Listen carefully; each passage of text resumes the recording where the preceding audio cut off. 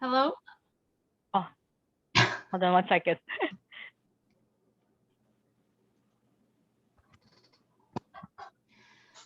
Hello, I'm Laura Loomis, the author of The Cosmic Turkey, and also have some short stories and whatnot on my website, which has the incredibly original name of lauraruithloomis.com. And unlike this book, not everything I write is science fiction or comedy. I am a social worker, so sometimes the things I write get pretty grim. And I was kind of getting stuck on that. And one day I said, when was the last time I wrote something that was just for fun? And I remembered way back when I was a kid, I used to write about this spaceship captain named Janet Delane and her spaceship, the SS Turkey.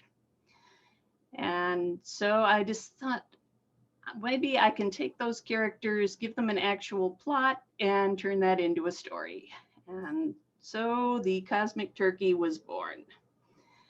Um, the part I'm going to read tonight includes some of the other crew members. There's Lola, the first officer, Frank, the pilot, who is a compulsive pickpocket, and Nlub Glub, the shape-shifting security officer, and Zico, whose exact job function has never really been decided. Um, at this point, Janet, like me, has a terrible time with technology. It seems to hate her personally. And at the beginning of the book, she causes a float car accident that destroys City Hall. And part of her sentence is to become the captain of the spaceship Turkey in a peace organization called Guppies. They've been sent to Pluto, where the exalted leader is allergic to chocolate, and because of that, he has banned chocolate for everyone else. And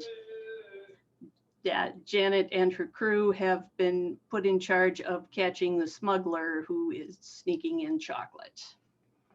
And this is right at the point where the smuggler's ship has shown up. I strode onto the bridge and stood over Lola until she vacated my chair. I sat. Lola, hail the ship. I'm not the communications officer. The edge in her voice was sharp enough to replace commercial razors. I tried to sound authoritative, but it came out in a squeak. We don't have a communications officer. She yawned. Zico can do it. It's not like we'd be keeping him from anything else. Sure. Zico wandered over to the communications panel. What button do I push? I got up and pushed the button myself. This is Captain Janet Delane of, I glanced at the logo on the computer to get it right, the Galactic Universal Peacemongering Paradigm Emergent Action Space Fleet.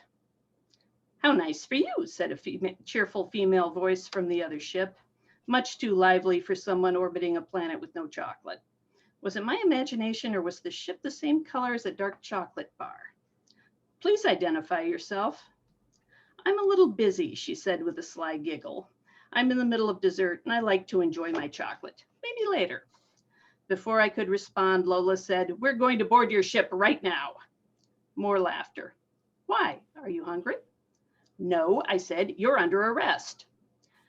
We were already in the shuttlecraft before I realized the person we'd left behind to run the ship was Nlub Glub, the one person who didn't eat. Too late now. We landed in the alien ship's shuttle bay. Frank cracked the lock code on the cargo hold almost instantly. I left him and Zico there to look for evidence and took Lola with me to the bridge. On the bridge, we found a young woman lounging in the command chair with a bowl in her hand. The chocolate smell was so luscious, I had to stop several feet away from her. Who the hell are you? I demanded. I the hell am Captain Nina Micklejohn of the independent ship Mariposa. She popped a bite into her mouth, chewed slowly, and swallowed. She held the bowl toward us. Truffle, chocolate cherry, chocolate-covered asparagus heart? Captain Micklejohn. Oh, please, it's Nina. You're Janet, right? Lola punched the name and registration into her beepity beeper. There's no record of you or your ship. Oh, well, I guess if I don't exist, you can't arrest me. She stood up. She was far too skinny for a chocolate smuggler. At first glance, she looked like a teenager with a girlish face surrounded by dirty blonde waves. But something in her eyes suggested she'd lived a very long, very crafty life. Centuries, maybe. Her eyes were aqua and too bright, like the headlights of a ship emerging from a black hole. "Where's the rest of your crew?" I asked. "I'm it." Nina, or whatever her real name was, gave the bowl of chocolates a little shake. Lola's hand was moving as if of its own accord toward the forbidden sweets. I smacked Lola's arm down. "You can't bring chocolate to Pluto, and that includes ships orbiting Pluto. It's a stupid law, and the whole population is pretty depressed about it, but it's still the law." "Rough break for you," Nina Micklejohn observed. "You join a space fleet that's supposed to be about peace, and you wind up in charge of depriving a whole planet of the most divine food ever created, all because its exalted leader is a narcissistic, control-crazed regal worm who would ban happiness if he could figure out a way to do it." She dangled a piece of fudge, cocking an eyebrow at Lola. "And there's 10 pounds of chocolate-covered espresso beans in the hold." Lola's eyes seemed to be trying to pull the chocolate closer while her aura struggled back and forth between light and dark. I made every effort to stay focused, but it was hard when the whole bridge smelled like chocolate. And not the cheap candy bar type, but gourmet dark chocolate that probably originated in some secret underground confectionery on Neptune. The smell was beckoning me like an impassioned lover, taunting, alluring, begging me to reach for it. Nina eyebrowed a question at me. "We don't make the rules," I said weakly. "We just have to enforce them. We're professionals."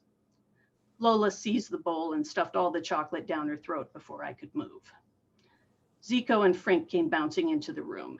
"Captain, guess what?" "What?" Nina and I said simultaneously. Zico was speaking at light speed.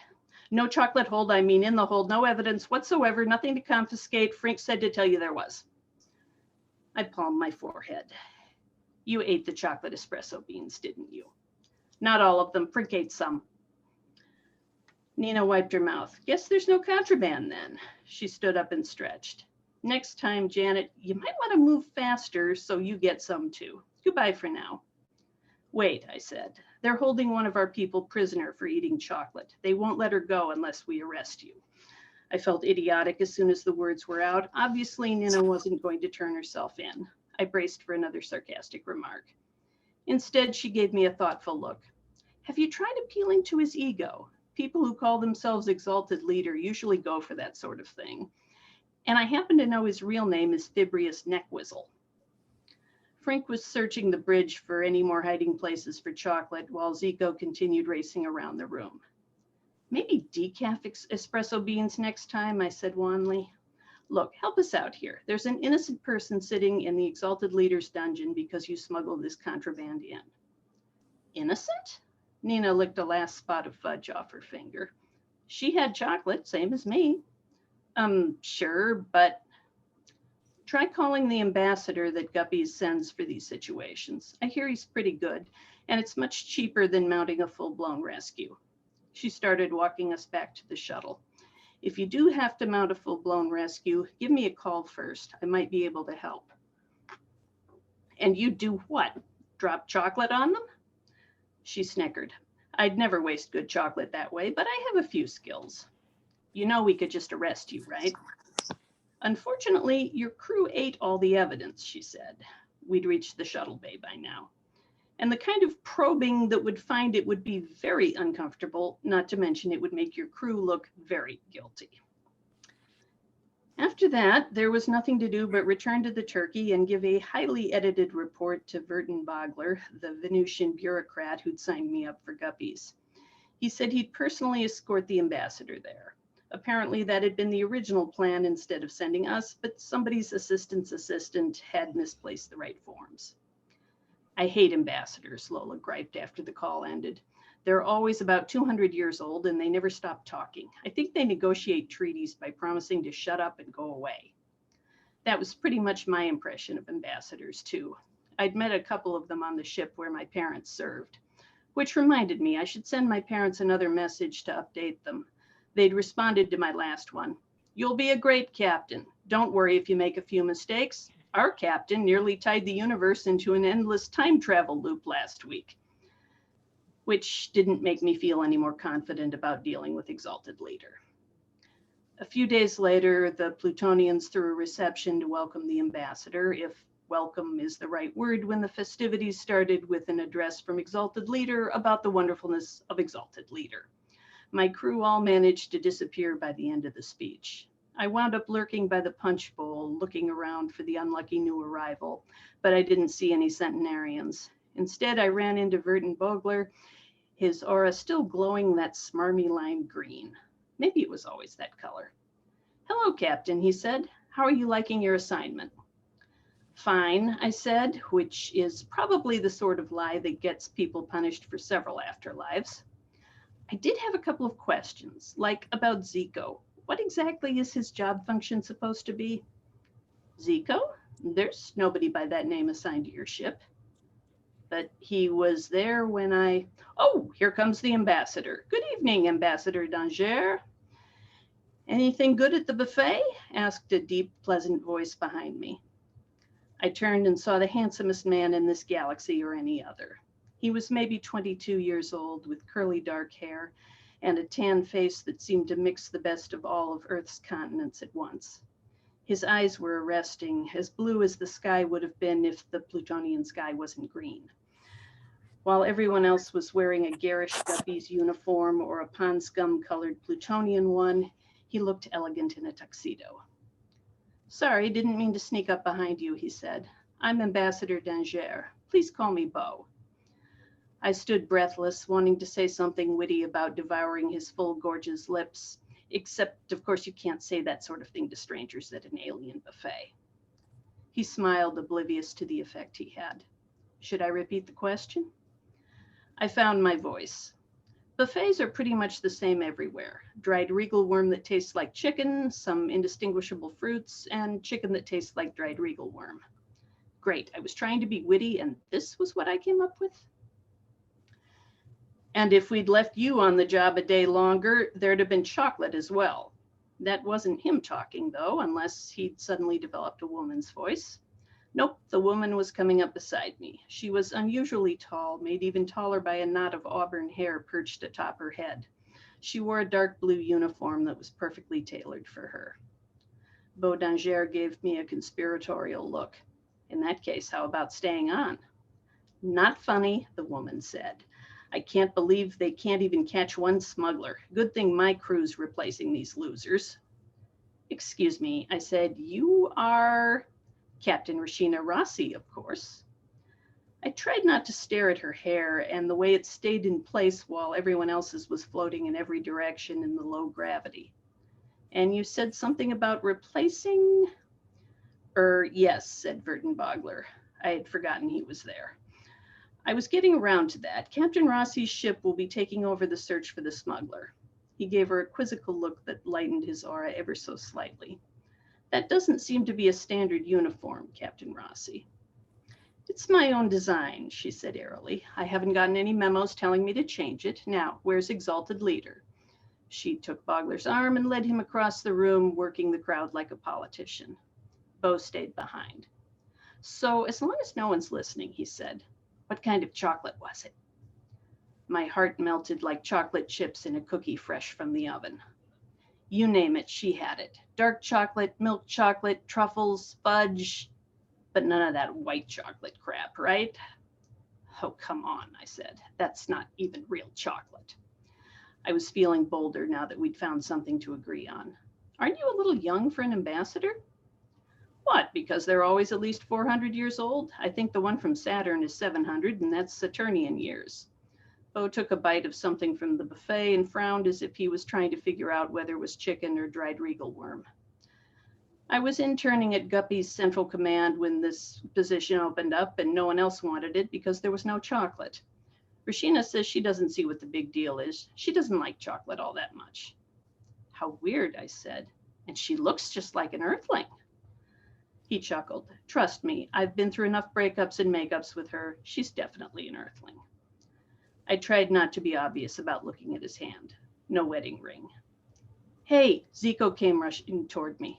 We got an urgent message about Dr. Villarreal. I'll be right back. He whooshed past before I could ask any questions. Your date? Bo asked. What? Oh, no, he's one of my crew. I think he is, anyway. Well then, he won't mind if we dance. Bo's blue eyes glittered like gems. Sapphires, I guess. The only other blue gemstones I could think of were turquoises, and they don't really glitter. Try turning your gravity boots off, he said. I did, and my feet barely touched the ground as I followed him to the dance floor, where Rashina was chatting up members of the Plutonian Council. Dancing with Bo on a planet with 1/12 of Earth's gravity was the next best thing to waltzing on air. And since my uniform wasn't programmed for dance moves, I let him lead. Over by the window, a human-shaped figure was standing in the shadows. It looked familiar. Nina Micklejohn? No, that couldn't be right. What would she be doing here? We waltzed past Rashina, close enough so I could hear a lawyerish-looking Plutonian ask her, So, Captain Rossi, what exactly is it you have in that sealed-off storage bay in your ship? Oh, nothing. The breezy tone seemed to be her signature. We're just doing some repairs on a damaged shuttle in there. Really? Because I heard a rumor it was filled with... Bo spun me around away from Rashina and I tripped over my boots, but managed not to cause any major injuries. What was that about? I asked. What was what about? Something about a sealed-off storage bay on Captain Rossi's ship. She's not hiding chocolate up there, is she? That'll be the day. He laughed softly, his breath warm in my ear. He gave me another spin. I wasn't sure if my lightheaded feeling was because of the minimal gravity or because Bo's arms were the first warmth I'd felt since arriving on Pluto. I cleared my throat. You said you and Rashina had breakups and makeups. Which one are you on right now? Zico reappeared behind me, almost knocking me over. Captain, you're not going to believe it. What? Dr. Villarreal thinks she may have the cure for Exalted Leader's allergy. He said to bring the ambassador and the captain to the laboratory right away. Rashina elbowed her way between Bo and me, taking his arm. We'd better go then. Right. I tried to turn the gravity boots back on, but the switch was frozen in place. I gave up and floated after them. We took the elevator down to the bottom level. The complex got colder the lower we went. I could hear snatches of conversation from around the corner. I was just exploring the complex. The man's voice was familiar. The woman laughed. Same here. We turned and passed Frank, who was cozying up to Nina Micklejohn. He was touching her arm with one hand while his other hand slid into her pocket. Wait, shouldn't I turn her in for smuggling? But there was no evidence that she had any chocolate. My crew had made sure of that. And if the Exalted Leader's allergy was cured, chocolate smuggling wouldn't matter anymore. The laboratory was up ahead. We filed in where Exalted Leader sat at a high table. A half-dozen guards lined the walls, each holding a weapon that looked like a stuffed swordfish. A few other Plutonians stood off to the side, including some of his advisors and a servant with a covered dish. Dr. Villarreal looked in her element, dressed in a white coat with her glasses threatening to fall off the end of her nose. It's just about ready. She began filling a syringe. This had better work, Exalted Leader whined. You have no idea how hard it's been for me doing without chocolate. Of course we do. Zico looked puzzled. You haven't let any of us have chocolate either. I elbowed Zico. In fact, you've made us so appreciative of your hardship that Guppies wishes to award you this medal for your courage and forbearance in a state of chocolatelessness. I reached into my pocket and pulled out the medal that Frink had lifted from him earlier. Exalted Leader's eyes lit up as he examined it. Excellent workmanship. His antenna twitched. It looks familiar. Yes, I thought fast. We used a style that we knew you liked so that it would harmonize with your other medals. Perfect. He gestured to one of the guards who came over and pinned it on him. Good thinking, Bo whispered, grinning at me. Suddenly the room didn't seem cold at all. Dr. Villarreal readied the syringe. This won't hurt a bit. She jabbed the needle into the base of his antenna. Exalted Leader's screams knocked icicles off the ceiling. Two of the guards grabbed Dr. Villarreal and pulled her away. Sorry, she said. I thought everyone knew that's how doctors say it's going to hurt. After a moment, the guards let her go. Exalted Leader rubbed his antenna with one hand and beckoned to the servant with the other. The servant brought the dish to the table and uncovered its contents: chocolate mousse and a cup of coffee. Exalted Leader scooped up a generous spoonful and, after the briefest hesitation, put it in his mouth and swallowed. I was halfway across the room and the smell of chocolate was tormenting me. No hives! He looked at his arm with wonder. I feel fine. I'm cured. He stood up and spread his arms. Chocolate is unbanned. Cheers broke out all over the room and down the hall. Everyone grabbed and kissed the nearest person, or at least I did. And Bo was the nearest person. The kiss stopped clocks. It stopped time. It stopped my heart and started it again. A perfectly manicured hand yanked me away from Bo and shoved me toward the door. And because we were in Plutonian gravity, the momentum carried me out into the hallway. Oops, Rashina said with a smirk. I landed in front of a surprised Frank and Nina. Nina was in the middle of handing back Frank's monogrammed wallet. Wait, he said, when did you take this? He looked impressed. From inside the lab, I heard a Plutonian voice ask, Ambassador Danger, is everything all right? Fine, Bo said. Excuse us a minute. That was Rashina. A moment later, she and Bo emerged from the room. She had his arm in a death grip and kept her voice down. Frank, Nina, and I pretended we couldn't hear. Bo, we talked about this, Rashina hissed. I know, he looked away red-faced. I just got caught up in the moment. I forgot I wasn't supposed to be listening. It wasn't his fault. It was me that kissed him. Rashina looked at me like an Orion dragon about to devour its prey. This is none of your business. A shriek erupted from the lab, 10 times worse than Exalted Leader's scream earlier. We all ran back in. Exalted Leader had orange blotches all over his greenish-gray skin. He was shaking violently, sitting with his hands wrapped around his coffee cup, sloshing coffee all over the place. Dr. Villarreal peered in his mouth and checked the pulse in his antenna. Looks like the cure gave you a secondary allergy to caffeine. He looked up at her, antenna shaking. So I can't have coffee? Coffee, tea, some sodas, and chocolate has caffeine as well. Oh no, Bo and I said simultaneously. Our eyes locked, dreading what was coming next. Exalted Leader wobbled to his feet. Everything with caffeine is banned. I'm on it, Nina whispered to me. I'll run over to Buck's Star and be right back. She raced out the door. I called after her. Hurry! So we'll stop there. Things just get worse for my characters from there. And I can't imagine what kind of questions anyone will have, but we'll throw it open to questions and answers.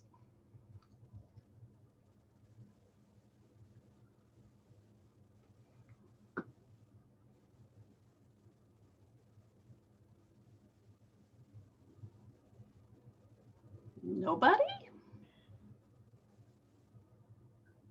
Or were you denied chocolate as a child? Is that the root of this problem? No, I have wonderful parents who would never, ever deprive me of chocolate because they know I love it so much.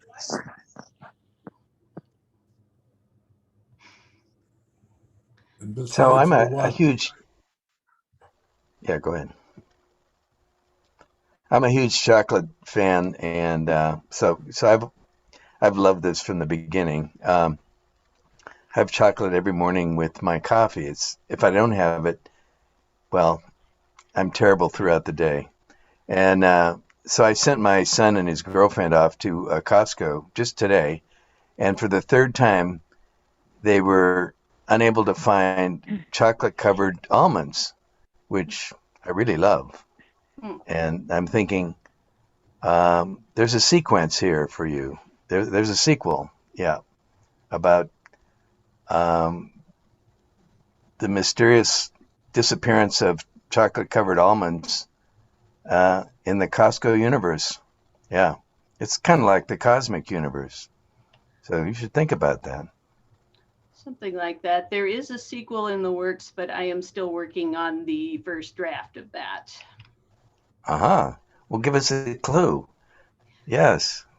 It's the working title is The Star-Crossed Pelican, and several of the characters will reappear other than the crew, and some of the characters will be making use of an interplanetary dating service,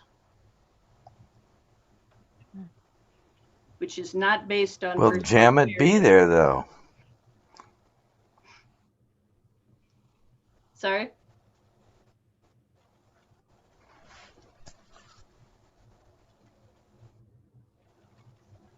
Which I guess doesn't really answer your So, question about all oh, this, but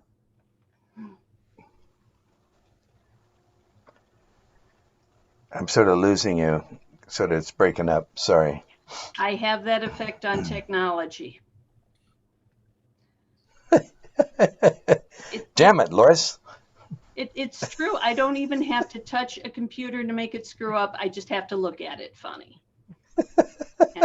And my main character, Janet, has the same problem, which is why her ex calls her Jamet.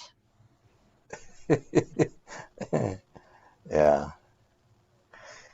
So are sales running wildly? You'd have to check with the Railroad Book Depot on that. I'm published with a small independent press, so I don't get quite the publicity as someone going with a large publisher. Yeah, obviously. Yeah. So this is a format I wasn't wasn't aware of. So is this happening more and more virtual? The Zoom reading, you mean? Yeah. The virtual reading. Yeah, that's kind of, I think, been something that's started since the pandemic, of course, and Yeah. the bookstores and other venues have been trying to find a way to keep the events going. And even when we can't have all those people in a room together, and now, um, things had things had kind of been easing up around COVID restrictions, and now they seem to be coming back. So who knows how long that will be. So we're all trying to find a way to adjust. Yeah.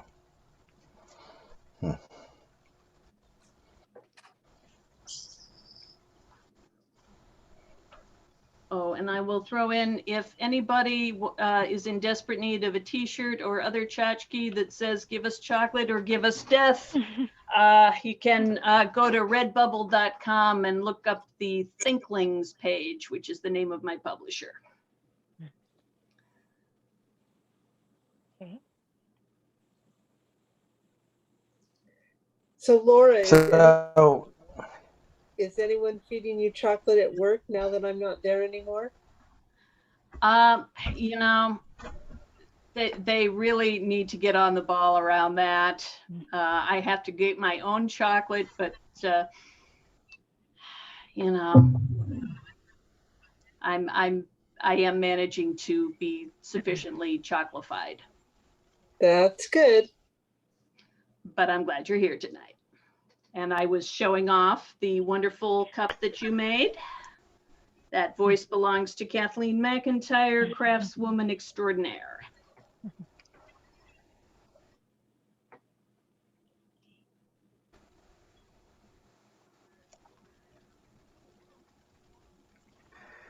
so the Cosmic Turkey is obviously decidedly different than your other work, most of your other work, which I'm aware of. And so do you find it sort of more enjoyable to write in a way? I mean, do you find it easier, more fun? How would you describe it?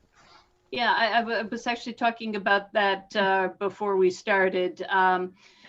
Yeah, I have on the short stories that I have on my website, I actually have grouped into 3 sections: the silly, the serious, and the grim. And because I am a social worker, the grim ones get pretty grim and have warnings on them. But yeah, I really enjoy writing stuff that's just fun, just silly, especially right now during pandemic. With so much bad stuff in the news and so much isolation from other people, I find it really helps to be both reading and writing comedy.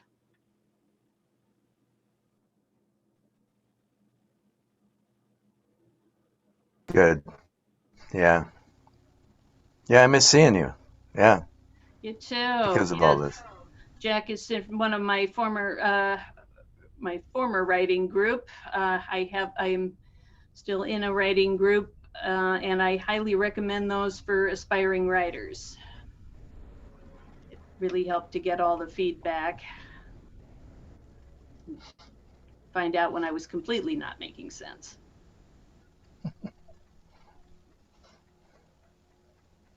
All right, just looked it up in Redbubble, and if you look under Thinklings, you won't find it for some reason. But if you look at if you enter Cosmic Turkey, you will find it.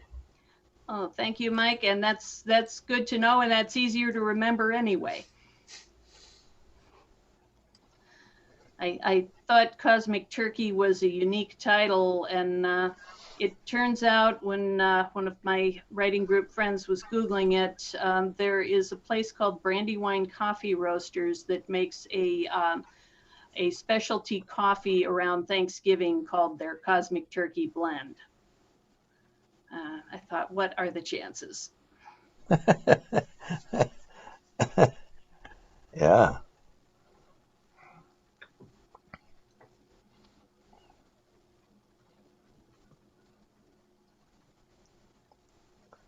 So I don't get to Pittsburgh much.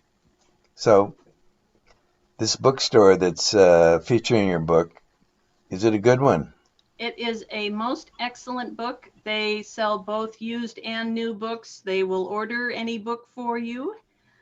And they have a whole section for local authors, and they really treat local authors well there. And plus they featured me on their website, so they have to be wonderful. But they have been incredibly supportive, and I thank them very much for helping get this together. Yeah. And if you can't get to Pittsburgh, go to your local bookstore because they need the support too. Yeah. True.